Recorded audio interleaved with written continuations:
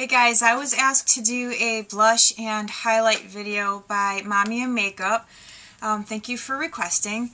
So I will go ahead and just show you guys how I apply my blush, and when I do use highlight, I'll show you how I do that too. Now I'm going to apply this blush a little bit heavier just so you guys can get a better idea of how I do this. So I'm going to go ahead and use this one here. This is from Physicians Formula. It's the Happy Glow and Mood Boosting Blush in Natural. So I use my stippling brush that I got. If you don't have a stippling brush or this one, you can use a blush brush like this, and you can use a little brush like this, whatever you're comfortable with. I just happen to like using this one for my blush. And so what I do is I just kind of take the top and I swirl it in the blush, and then I will also pat it into the sides of the brush as well, and I'll tell you why I do that in a minute. So my cheekbones are relatively high, so I don't really have trouble finding them. So I just kind of start in this area and I work my way up. Now you'll see me going in all kinds of different directions. And the reason I do that is because I don't want my blush to just be stuck in one spot. I want it to look as natural as possible. So I will kind of, first of all, what I do is I always pat it in first. I'll push the blush in. And then what I start doing is I just kind of start playing with a little bit. And I'll do some swirls, and sometimes I'll come down this way. I spend quite a bit of time on my blush because I want to add color to my cheeks, but I don't want it to be too much, you know, like nobody likes looking like a clown. So I just kind of play with it, move it around, and do some swirls. And a lot of times I will use the side of my brush. I use I have the Laura Mercier book. It is called, I actually have it sitting right here, The New Beauty Secrets. And she talks about blush and placement, and it's a really good book for any of you who are looking for some really good tips on how to apply makeup. So that's basically what I do. That's how I put my blush on. I never take it up into the temple area. I just keep it on my cheeks because like Laura says in her book, she goes, you know, you want your look to be all about your cheeks. You don't want to go up into the temple or like up into this area. Save that for like your contour and your bronzer. But this is how I do my blush. And like I said, I do spend quite a bit of time blending it out, just trying to get it right. So hopefully you can see that okay. I was trying to make it dark so you can really see that. Now if you make a mistake when applying your blush, and let's say you're a little bit too heavy-handed with it, a really good tip is you can take some of you can either use loose powder or you can use pressed powder, and take a brush, a big brush, and just kind of swirl it around, and then go over the area that you want to lessen, meaning, you know, you want to obviously take the severity or the intensity out of the blush. So you just go right over it with a powder, and it will definitely tone down the intensity of your color. So that's a good little tip to try to keep in mind.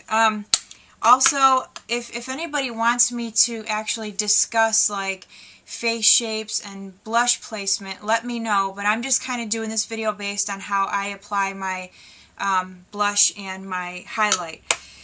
Now, another thing too that I don't do, and that I don't think is a good idea if you have mature skin, is to smile when you are applying your blush.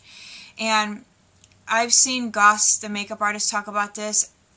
My reason for not smiling is different than the reason that he typically uses, and he thinks that, you know, if you smile when you apply your blush, it kind of ages you, because what happens is your cheeks come up, you put your blush on, and then as soon as you stop smiling, it kind of drops down.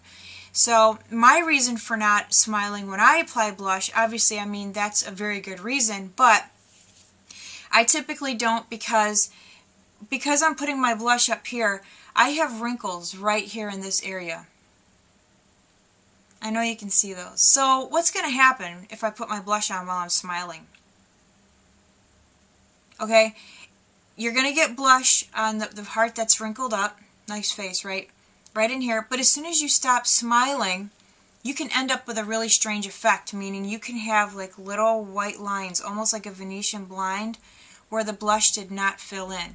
Not a good idea to smile when you're putting your blush on if you have wrinkles around your eyes. Not a good idea.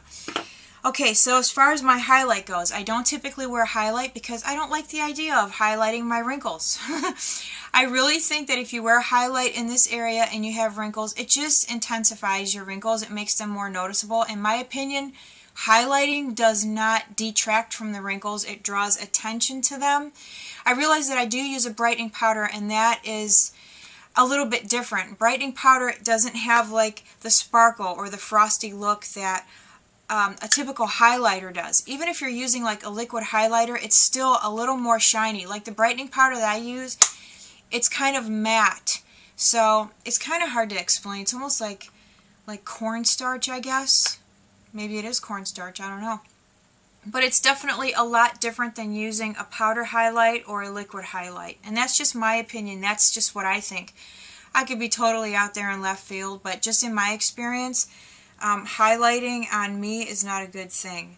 But when I do it for videos, what I do is I use a brush similar to this, and I will take the brush, and I'll take a little bit on there, not too much, and then I pat it off. And then I typically just push it lightly into this area here. And then sometimes I'll use my fingers to just kind of push it in a little bit more to kind of help set it.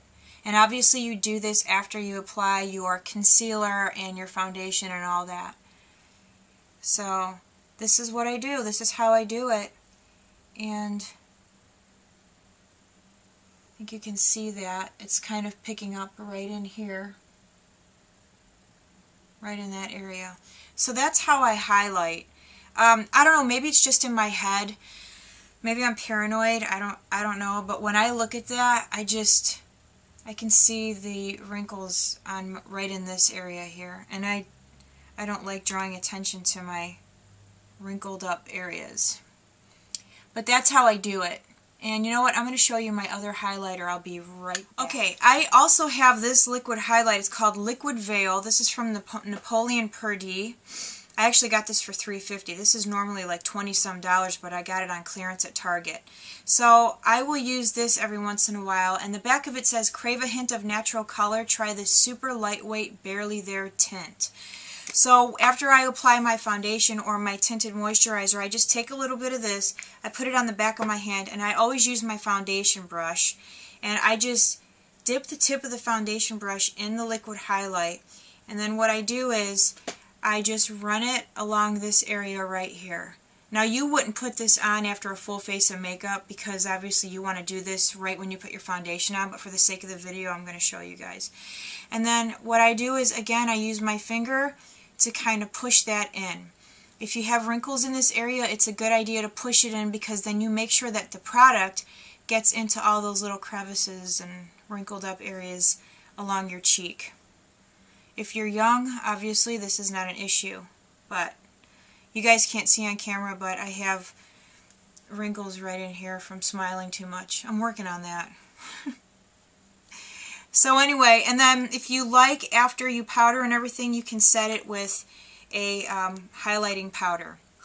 I typically don't because I think that's a little bit overboard. So anyway, that's it. Mommy Makeup, I hope that kind of helped you. If you have any other questions, let me know. And keep the requests coming, you guys. Thanks so much for watching. Bye.